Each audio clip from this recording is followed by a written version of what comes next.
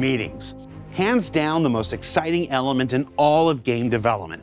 Now, everyone that has ever made a game will tell you that it's gathering in a meeting room and talking about stuff that's really their very favorite part of the process. Yes, the best days in game dev are the ones full of meetings, and the best behind-the-scenes content is always incredibly meeting-focused. Now, imagine a summit, an entire week dedicated to hashing out the plans for the next month, quarter, year, and sometimes beyond. Yes, exciting stuff, I know. All kidding aside, summits are an essential element of game dev we don't often get to explore. So when we heard that the core technology, network, and engine teams were coming together to discuss how best to move from persistent entity streaming into tackling the immense server meshing, we figured you might just indulge us in trying something a little different this week. So we set up some cameras and grabbed a few willing participants just minutes after completing their second day of summits to get a candid, unfiltered look inside one of the most important Star Citizen summits of 2023. And let me tell you, January's been full of them. So to spare you the full effect of 5 days of meetings, we'll be spreading these out over the next few weeks while continuing our look at content being developed for 3.19 and beyond.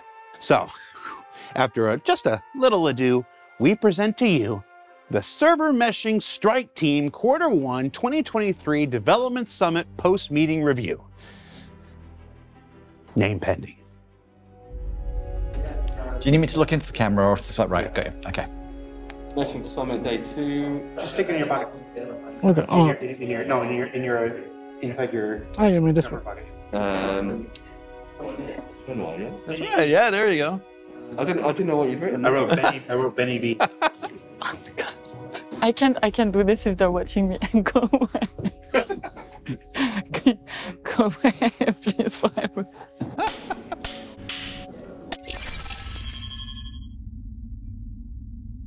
What are you guys doing here? Well, I'm visiting the UK to discuss server meshing with the rest of the team. We're doing a summit to try and plan for the next deliveries of Pyro and server meshing. So summits in general, especially this one, is really where all the teams connect because, you know, with the pandemic, a lot of people have been working from home. So summits become really important because it allows us to reconnect together. So we meet in one location. This time it's in the UK. And we have representative of every team. So most of the leads in every team. It's the first time that we're meeting as a team for a lot of us. A lot of people joined the company. A lot of people joined those teams and they've never met so far. So it's just great. Like we have someone from Korea, Montreal, we have people from all over, you know. So it's also a strong aspect of the summits. This is a great opportunity for us. This is the first time ever we've had the Strike Team all in one place, all at one time. This is our kind of Avengers Assemble moment for server meshing. This is the time we get 3 core teams together to actually work out the final nuances of the architecture to build this system. We have many teams are involved, and to get the teams on the same page, we're just getting everyone in a room, talk for 1 week, aligning our goals, that we can just go out and crank at the code without less communication than we would have without it. Many people are already working together for a long time, so it makes communication easier if you know each other and getting forward to agreeing on goals. Based on that, we can more efficiently execute toward a goal, because especially in a global company where time zones are, it's kind of hard. Sometimes I think about software development is like an oil tanker, where it runs good into one direction, but as soon as you want to change direction, it takes a long time because you need to get everyone has a slightly different idea of how stuff works, and to get everyone really understand how stuff should work on a more detailed level, it's a lot of work and align it. Once everybody's put their stuff in, we plan it out, we discuss approaches, strategies on how we're going to intertwine our work.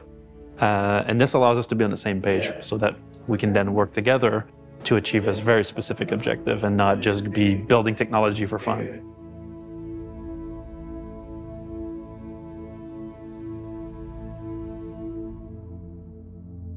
The objective of this summit is to flesh out the exact roadmap for server meshing based on all of the work we've been doing for PES. So PES is the state of the simulation. That's now persisting. That's great. It's behind us. Now we need to actually server mesh. The major goal of this summit is to reflect back on what we've done and see how we can do it better for the next milestones on server meshing. What did we forget? What can we do better? How can we better organize ourselves so we keep moving forward and we don't do what we've had to do a lot for the previous delivery, which is think and create as you go. And there will always be a little bit of this in game development. It's normal. You need to have this creativity. You need to keep that. But we also need to get a little bit better at planning and anticipating some of the challenges. The goal of the summit is really to flesh out the steps to get there with the objective to ship a second solar system. That's really the primary objective. What do you call a jump point for you? Because we are talking a lot of the low technical stuff. That's what I want to know. Yeah. I would, some of a secondary goal is talking about. Goodbye. Secondary goal would be talking about the low technical groundwork to enable features like jump point.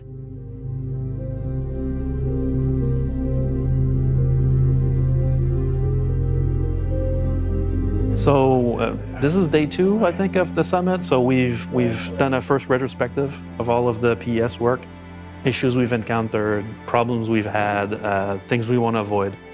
And this is officially the first day of actually digging into meshings. On our second day, we talked about, what did I talk about?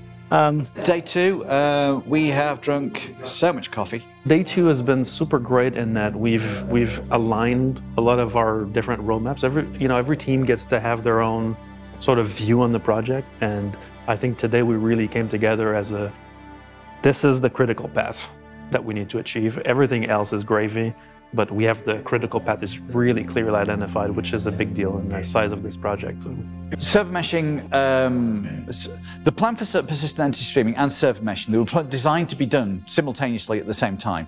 This is going back to late 2020. We couldn't do that. It just wasn't practical in the end. So we had to devote all our attention to doing persistent entity streaming.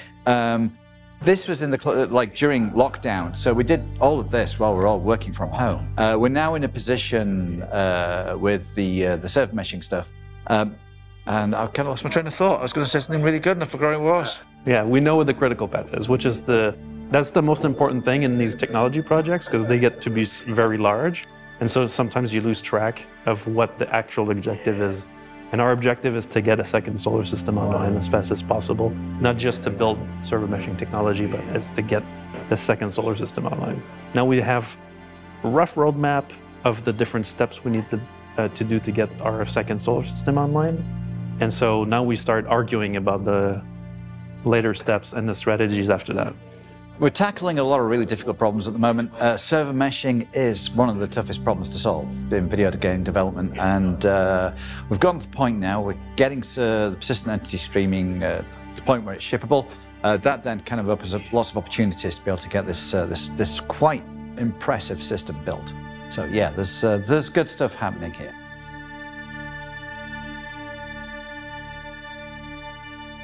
So the first phase is the separation out of the replication layer. That unlocks the Pyro jump gate stuff. That also unlocks the server meshing stuff. We've been talking about the zones and authority, but you're much better off talking to a proper engineer about this kind of stuff. But yeah, we're getting a good handle on this stuff. We're getting a good plan for delivery. We have delivered the PES technology, and now we need to build on what we built there, defining more sub-steps to go out to actually bring Pyro in the hands of the player. This is a really complicated system, and we had to learn how to do it. There's been a lot of experimentation, there's been a lot of invention.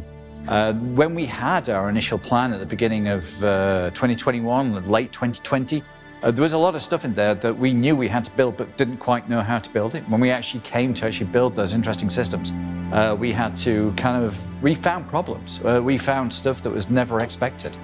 We found limitations of the technology. We found limitations of what the hardware could do. So we very much had to get our engineers to invent our way around the problem. So this is very much a feedback. This is a learning experience to figure out how we need to build server meshing. The key thing that we're doing with this is server meshing is also tied into the Pyro, the delivery of the jump gates to get to Pyro.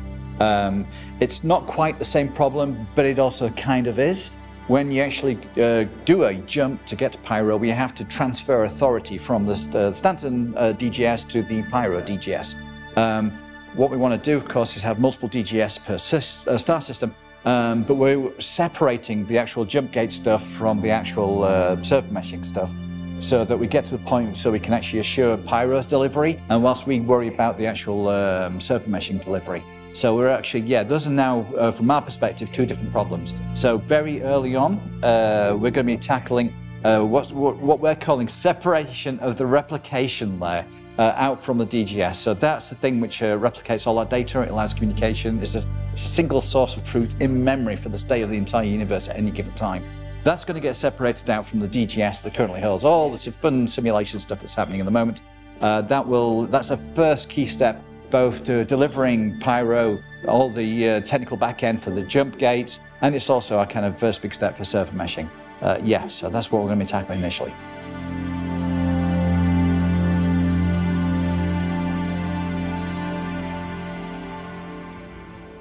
The design that we're putting in now, we've had for a couple of years, and we've been refining it over that time. In the time we're building persistent entity streaming, there have been bits and pieces of server meshing on there that we needed to get done.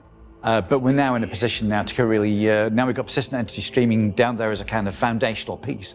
That then opens up the opportunity to really kind of get this design that we've had, that we've honed, to really knuckle down and actually get it dashed out and get the first version out.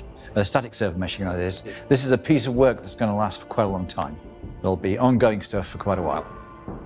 Moving to the goal, even 5-6 years ago when we started with object container streaming, where we started to split up the game into smaller chunks, and then moving from there, having stuff only partially loaded on the clients, having stuff partially loaded on the server, and then decoupling the persistent state. And now the next steps are to decouple it more into more logical units to execute the code, which actually server meshing is. So it's really a continuation, and over time, the more you understand of the problem, the more you know what you need to do. So that's why every year most likely we have a summit once per year on this topic for the last N years to refine what we do and what exactly we need to do after we got to step near.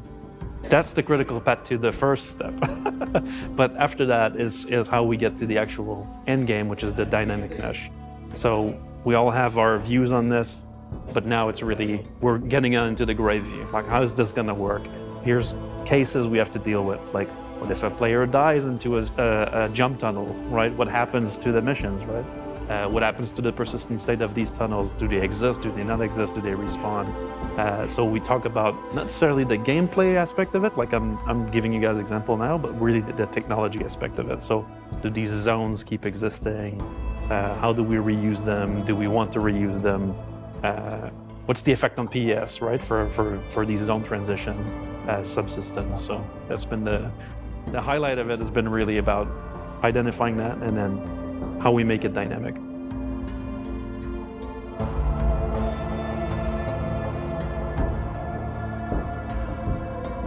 The best thing which came out of today is basically the same which comes again out of summits. It's to get alignment, that everyone gets the same idea into their mind in a detailed level. That's general alignment. That's not. After day 2, I think the biggest question is still how we're gonna operationalize the dynamic mesh.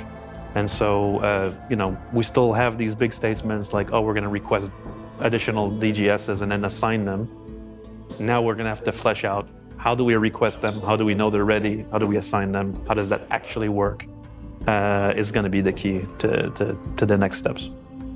That will then be built over the coming months. And of course, it's not just us as well as the Strike team. We have, 50 or so game teams that are also going to have to take this code and then have to adapt all their functionality that they have across Star Citizen to use all this cool technology. So this is the start of server meshing in its current form. In our case, it's cramming a lot of developers into a room, closing the doors, getting them to drink coffee and talking a lot. It's very much a list of stuff that we've got to determine.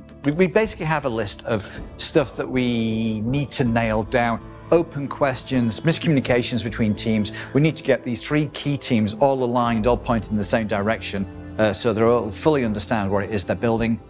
We resolve the technical niggles that we have between these teams, so they really understand what it is they're making. We correct problems before they happen, so there's misunderstandings between the interfaces between the teams that can be quite expensive to fix. Having a summit like this allows us to fix these problems in advance and fix them much more cheaply. So yeah, we need to just, this is what gives us the solid plan that we're going to be working to for the next year. So touch wood, we're in a position now to finally push on and get the very first version, which is static server meshing, in place. We're bound to find other problems on this journey, but we can invent our way. We know we can invent our way around these problems. So yeah, we may occasionally get slowed down, but we don't get, we're still determined to deliver this. So what did we learn this week? Well, we learned that PES is not just the technical harbinger we all knew it would be, it was also the critical experience necessary to review, amend, and evolve existing plans for server meshing with the lessons learned along the way. That it is a variety of technologies, including the long-awaited jump points that will enable the addition of Pyro and star systems beyond. And that people, really, boy, do they really love to just sit down for an interview just 5 minutes after sitting in intense all-day meetings. Whew. And let me tell you, I owe some people some dinners. Now, we'll be back with more traditional ISC features and return visits to the Meshing Strike Team Summit in the coming weeks. And don't forget to keep your eyes on the RobertSpaceIndustries.com website and socials for information on the pending release of Alpha 318. It's got salvage, cargo, persistence, and more. And it seems there's a new Scorpius. The things you'll learn on Twitter. For Inside Star Citizen, I'm Jared Huckabee, and we'll see you all here next week.